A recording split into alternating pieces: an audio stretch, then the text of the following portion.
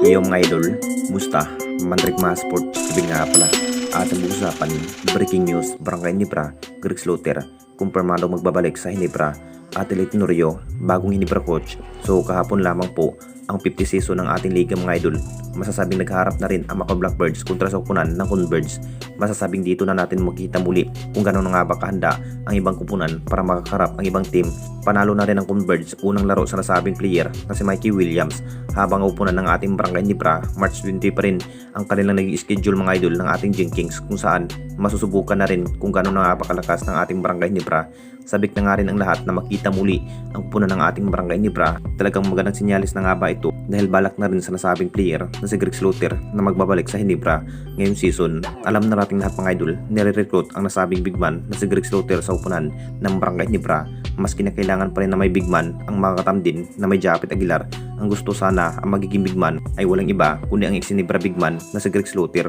Kung titignan natin lahat mga idol, talagang swak na swak talaga kapag may Greg Slaughter ang magiging big man dahil mahusay rin sa bidid area, makapagtala pa rin na may 25 points. Alam na rin ni Greg Slaughter mga idol ang naging sistema, masasabing hindi na rin na magtataka kung hindi na rin mag-a-adjust para sa nasabing big man.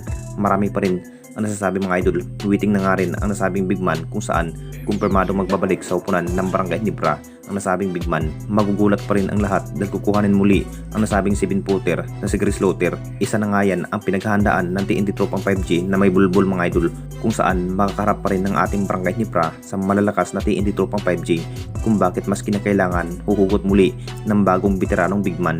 At dito na naman tayo sa isa pa nating balita. Athlete Norio, bagong Hinebra coach. Alam na nating lahat mga idol, ito na nga rin ang naging issue kay Athlete Norio mga idol, na si Athlete Norio na nga raw ang hawak bilang coaches ng Barangay Hinebra. Masasabing sabik na nga rin ang lahat kung gano'n na nga ba ka-impact na si Athlete Norio ang hawak at hindi na rin nai-improve pa ni Coach Tim Con ang upunan ng ating Barangay Hinebra, kung bakit puro losses pa rin ang naiuwing talo sa upunan ng ating Jenkins sa bawat conference. Dapat na nga bang papalitan itong si Coach Tim Con mga idol kung sakaling matutuloy ang pagpapalit coaches ng Barangay Hinebra? Posibleng sa upunan ng Magnolia pa rin ang hawak ni Coach Tim Con mga idol, at si Athlete Norio naman ang hawak sa upunan ng ating Barangay Hinebra, pero hindi pa rin inaaproban ng SMC dito mga idol dahil ang gusto pa rin ng SMC na si Coach Tim Con pa rin ang bilang magiging coach kahit may edad na nga rin ang veterans coaches ng Barangay Hinebra.